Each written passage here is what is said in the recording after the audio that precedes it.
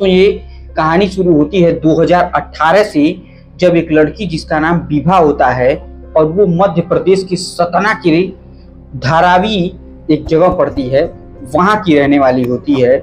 लेकिन वो कहते हैं ना कि दोस्तों, हमेशा कमल कचड़े में ही खिलता है। और वाकई वो देखने में इतनी खूबसूरत और हसीन थी कि जिसे देखने के बाद कोई अंदाजा नहीं लगा सकता था कि उसके पीछे एक बहुत बड़ी गरीबी छुपी हुई है, क्योंकि इसके बारे में किसी ने सोचा भी नहीं था कि वो इतने गरीब घर से है। अब धीरे धीरे ये बातें आगे बढ़ती चली जाती हैं। आखिरकार वो लड़की किसी तरीके से बीए की परीक्षा पास करती है और वो अब इस तलाश में रहती है कि अगर कहीं रोजगार मिल जाता तो मैं बीए के बाद अगर किसी तरीके से प्राइवेट कॉलेज से कमा करके कुछ काम कर करके एलएलबी कर लेती तो मैं वकील बन जाती। यही उस लड़की का सपना रहता है। उस लड़की के पिता का नाम राम सिन्हा और माता का नाम दुलारी था और बगल में ही एक दुबे जी का परिवार रहता था। परिवार वाले को ये पता था कि ये लड़की पढ़ने में बेहद होनहार छात्र है और देखने में भी काफी खूबसूरत और हसीन है। माँ बाप की सिर्फ 2 ही बेटियां थी, एक बड़ी बेटी और छोटी का नाम विभा था। तो कहीं ना कहीं उसे एक काम की जरूरत थी जिसका पता दुबे जी को चल जाता है। अब दुबे जी ने किसी तरीके से उस लड़की को एक जगह जॉब पर रखवाने की कोशिश की। नमस्कार दोस्तों, मेरा नाम आर्यन मिश्रा और जुर्म के वर्चस्व की कहानी में आज की कहानी बेहद खौफनाक, खतरनाक, क्योंकि हर उस चीज पर पैसे वाले लोगों का कब्जा होता है जो देखने में बेहद खूबसूरत और हसीन होती है। लेकिन अगर वही लोग अपने लिए इंसाफ मांगने लगे तो बड़े बड़े लोग उन लोगों को अपने पैरों तले रौंद देते हैं, कुचल देते हैं और उन्हें अंततः गत्वा मौत के घाट उतारा जाता है। क्या है आज की ये बेहद रहस्यमयी कहानी, अंत तक जरूर सुनिएगा।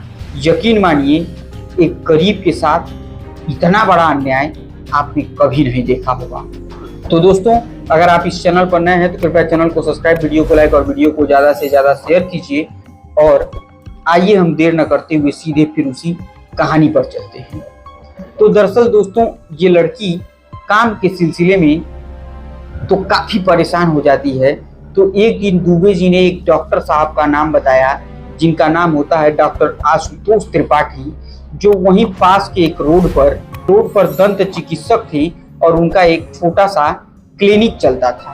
क्योंकि आप आमतौर पर देखते होंगे कि दांत से संबंधित जो डॉक्टर रहते हैं एक छोटे से सेटअप में, एक छोटे से क्लिनिक में अपना अच्छा खासा इलाज करते रहते हैं और उनमें उनके परिवार सहित अन्य कार्यों के लिए एक अच्छी खासी कमाई हो जाती है।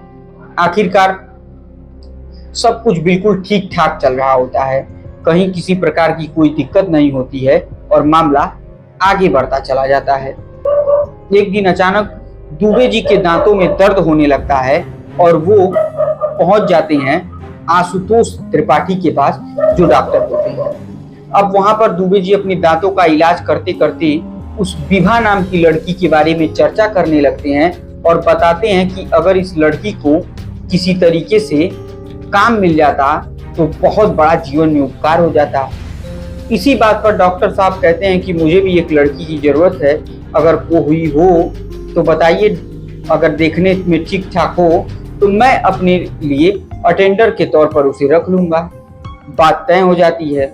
अब सीवी और उस लड़की को दोनों को दुबे जी, चूंकि पड़ोसी थी ही, तो भेज देते हैं कि जाओ डॉक्टर साहब से मिलो, देखो वो तुम्हारे लिए कुछ काम बताएंगे।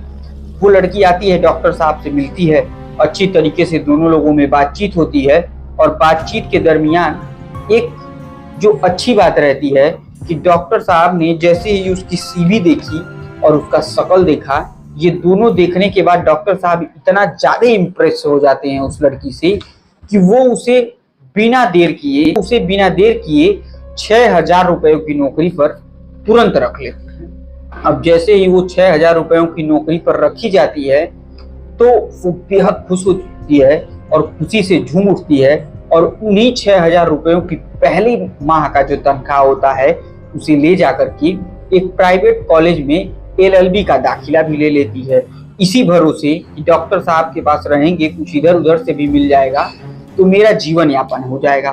अब मामला धीरे धीरे आगे बढ़ता चला जाता है और आखिरकार किसी तरीके से जब डॉक्टर साहब देखते हैं तो डॉक्टर साहब भी एक दया की दृष्टि से पहले देखते थे। पहले आना जाना शुरू होता है, धीरे धीरे उस लड़की को उन्होंने पूरा काम समझा दिया और समझिए दोस्तों कि डॉक्टर साहब के न रहने पर उस लड़की ने आधा इलाज मरीजों का करना भी शुरू कर दिया। इस तरीके का प्रैक्टिकल में उसे नॉलेज हो गया, क्योंकि वो लड़की जितनी खूबसूरत और हसीन थी उससे कहीं ज्यादा वो तेज तर्रार भी थी जीवन में। और आखिरकार वो धीरे धीरे इस पूरे काम में निपुण हो जाती है। अब डॉक्टर साहब उसके इन कामों से इतना इम्प्रेस हो जाते हैं कि जब भी वो एक अच्छा काम करती तो उसे किसी रेस्टोरेंट में लेकर जाते, वहां दावत देते और दोनों एक साथ बैठते और फिर वहां पर पार्टी कर लिया करते। अब मामला इसी तरीके से बढ़ता चला जाता है, पार्टी करते, फिर देखते ही देखते डॉक्टर साहब उस लड़की को महंगे महंगे गिफ्ट देने लगे। अब वो लड़की समझ नहीं पा रही थी कि आखिर डॉक्टर साहब करना क्या चाहते हैं मेरे साथ, मेरे ऊपर इतने पैसे क्यों खर्च कर रहे हैं। क्योंकि दोस्तों किसी की गरीबी उसके जीवन में उसकी सबसे बड़ी मजबूरी होती है, क्योंकि अगर कोई गरीब आदमी है आप उसकी थोड़ी सी मदद करेंगे तो आप थोड़ा बहुत उसके साथ बदतमीजी भी करेंगे ना, तो सिर्फ और सिर्फ वो अपनी गरीबी के नाते बोल नहीं पाएगा। अब डॉक्टर साहब जब उसे महंगे महंगे गिफ्ट देते तो उसके बदन पर भी हाथ फेर लिया करते। अब धीरे धीरे ये बातचीत आगे बढ़ने लगती और एक दिन डॉक्टर साहब ने अपने उस अटेंडर और अपने बीच की वो सारी दूरियां मिटा डाली जिसके बारे में किसी ने सोचा नहीं था। यानी कि डॉक्टर साहब उस लड़की के साथ शारीरिक संबंध में उतर जाते हैं और ये शारीरिक संबंध कुछ इस कदर बनता चला जाता है कि किसी ने सोचा नहीं था कि एक डॉक्टर होकर के अपने ही अटेंडेंट से इस तरीके का घिनौना को कृत करेंगे और इस तरीके का शारीरिक संबंध में बनाते चले जाएंगे। अब ये धीरे जैसे जैसे मामला आगे बढ़ता चला जाता है तो महंगे से महंगा गिफ्ट, महंगे से महंगी चीजें वो उस लड़की को देते भी थे उसके एवज में, और ये बातचीत चलती रहती थी। एक दिन डॉक्टर साहब ने कमिटमेंट कर दिया कि तुम इतनी अच्छी हो, अब मैं तुमसे शादी भी कर लूँ। और यही बात उस लड़की ने अपनी गांठ बांध लिया और ये मामला आगे चलता रहता है। अचानक एक दिन क्या होता है कि इस मामले के 2 साल बीत जाने के बाद 14 दिसंबर 2020 को उस लड़की डॉक्टर साहब से 6,000 रुपए लेती है और उस क्लिनिक से निकलती है, लेकिन वो अपने घर नहीं पहुंचती है। अब अगले दिन जब वो घर नहीं पहुंचती है तो अगले दिन उस लड़की के माता पिता क्लिनिक पर आते हैं और पूछते हैं कि वो लड़की कहाँ चली गई, आखिर वो घर अभी तक क्यों नहीं आई, और उसका मोबाइल भी रात से स्विच ऑफ जा रहा है। मैंने सोचा कि हो सकता है रात में कोई मरीज रुका हो, आपने कोई ऑपरेशन किया हो, इस वजह से वो लड़की नहीं आ पा रही थी। लेकिन इस पर डॉक्टर साहब कहते हैं कि वो लड़की लगता है कहीं दूसरे जगह काम पकड़ ली है और अब तुम लोगों के साथ रहना नहीं चाह रही थी, उसका मन पहले से ही दूसरे तरीके से था, हो सकता है उसने कहीं पर कमरा ले लिया हो। अब इस घटना 14 दिसंबर से लेकर के ये घटना तकरीबन जनवरी से फरवरी आ जाती है और 1 फरवरी तक नात रिश्तेदार हर जगह खोजने के बाद जब कहीं भी उस लड़की का कोई पता नहीं चल पाता है तो थक हार कर ये माता पिता पुलिस की मदद लेते हैं और धारावी की जो एसएचओ होती हैं कोतवाली की, अर्चना द्विवेदी के पास जाते हैं और वो अपनी बेटी की ये पूरी बातें बताते हैं और गुमशुदगी की एक रिपोर्ट दर्ज की जाती है। लेकिन इस मामले को अर्चना द्विवेदी जो एसएचओ होती हैं वो बिल्कुल हल्के में नहीं लेती हैं। वो तुरंत इस मामले पर एक टीम बनाती हैं कि एसएचओ जो अर्चना द्विवेदी होती हैं वो खुद ही इस केस को हैंडल करती हैं और कहती हैं कि इसे मैं खुद जांच करना चाहती हूँ। और आखिरकार उन्होंने डॉक्टर आशुतोष त्रिपाठी को बुलाया थाने और उनसे पूछताछ करना शुरू की, लेकिन वो बार बार अपने बयान को तकरीबन 20 मिनट तक पलटते रहते हैं और कुछ सही रूप से जवाब नहीं देते हैं। थक हार कर पुलिस पूछताछ के बाद उन्हें छोड़ दी जाती है। फिर उस लड़की का नंबर निकाला जाता है। उस लड़की के नंबर से जो 14 दिसंबर 2020 को 750 सेकंड तक जिस व्यक्ति से बात हुई रहती है वो डॉक्टर साहब ही होते हैं। यानी गायब होने के दिन में अगर आखिरी काल आपसे बात हुई है तो कौन सी ऐसा कारण है आपको उसने बताया और उसके बाद मोबाइल स्विच ऑफ हो जाता है। डॉक्टर साहब इसका कुछ सही जवाब नहीं दे पाते हैं। अगले दिन फिर उन्हें बुला लिया जाता है सीडीआर डिटेल के साथ और अर्चना त्रिवेदी जी उन्हें मनोवैज्ञानिक तरीके से दबाव बनाते बनाते आखिरकार वो उस राज को खुलवा लेती हैं कि वो लड़की गई तो गई कहाँ। तब डॉक्टर बताते हैं कि उस लड़की की लाश एक गड्ढे में पड़ी हुई है। आनन फानन में इस पूरे मामले की सूचना वहां के तत्कालीन एसपी सिटी को दी जाती है। उन्होंने तहसीलदार, एसडीएम सबको ये खबर किया। उस गड्ढे पर लोग पहुंचते हैं और नगर पालिका के लेबरों को बुलाकर जब उस डॉक्टर के द्वारा बताए गए जगह को खुदवाया जाता है तो यकीन मानिए दोस्तों, कुछ फीट तक खोदने के बाद एक कुत्ते का कंकाल मिलता है और उसके बाद जब खोदा जाता है तब एक लड़की की लाश मिलती है जो लोअर और टी शर्ट में रहती है, लेकिन उसका सिर्फ और सिर्फ इन महीनों में कंकाल और थोड़े बाल ही मिल पाते हैं। बाकी शरीर का कहीं कोई पता नहीं चलता है।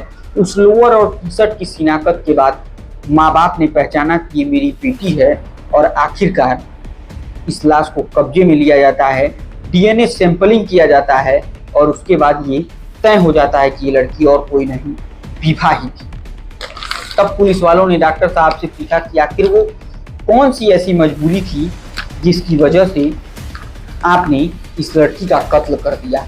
तो डॉक्टर साहब कहते हैं कि मैंने उसे हर वो सुख दिया जिसका वो उपभोग कभी जीवन में नहीं कर पाया, लेकिन उसने मुझे इस कदर ब्लैकमेल करना शुरू कर दिया था कि वो सिर्फ इसी बात पर अड़ जाती है कि मुझे तुमसे शादी करनी है। और चूंकि मैं इतने बड़े घर से बिलोंग करता हूँ, मैं एक पढ़ा लिखा डॉक्टर हूँ, तो अपने ही अटेंडेंट से आखिर कैसे मैं शादी कर लेती हूँ। तो जब वो 14 दिसंबर को मेरे ऊपर बहुत ज्यादा दबाव बनाने लगती है तो आखिरकार मैं थक हार कर उसे एक झापड़ मार देता हूँ और वो दीवार में लड़ जाती है, जिसे उसके बाद उसे चक्कर आने लगता है। और उसी दरमियान मुझे इतना ज्यादा गुस्सा आ जाता है, मैं उसका गला पकड़ता हूँ और दबा देता हूँ, जिसके कारण वो हमेशा हमेशा के लिए मर जाती है। फिर मैंने एक गड्ढा खुदवाया, एक कुत्ते को दफनाने के बहाने में। सबसे पहले मैंने इस लड़की का लाश फेंकवाया, फिर मिट्टी डलवाया, फिर उस कुत्ते को डलवाया और उसके बाद फिर मिट्टी डालकर बराबर कर दिया। और जिसके बाद ये पूरी कहानी सुनने के बाद डॉक्टर आशुतोष त्रिपाठी के खिलाफ 302 और 204 के तहत मुकदमा दर्ज करके मामला न्यायालय में भेज दिया गया और डॉक्टर आशुतोष त्रिपाठी को जेल भेज दिया गया। मामला अभी भी न्यायालय में लंबित चल रहा है। आगे जो होगा इस केस पर हम आपको जरूर बताएंगे। लेकिन सोचिए दोस्तों, एक गरीबी है जो इंसान को कुछ इस कदर नीचे उतरने पर मजबूर करती है कि लोग उसका शोषण कर पाते हैं। और इस चकाचौंध को देखकर उन्हें ये लगता है कि जो ये व्यक्ति कह रहा है वो बिल्कुल सही है, लेकिन दोस्तों ऐसा कभी नहीं होता है। तो ये थी दोस्तों आज के जुर्म के वर्चस्व की कहानी। उम्मीद करते हैं ये कहानी आपको बहुत पसंद आई होगी। पसंद आई तो कृपया चैनल को सब्सक्राइब, वीडियो को लाइक और वीडियो को ज्यादा से ज्यादा शेयर कीजिए। तब तक के लिए मुझे दीजिए इजाजत। जय हिंद, जय भारत।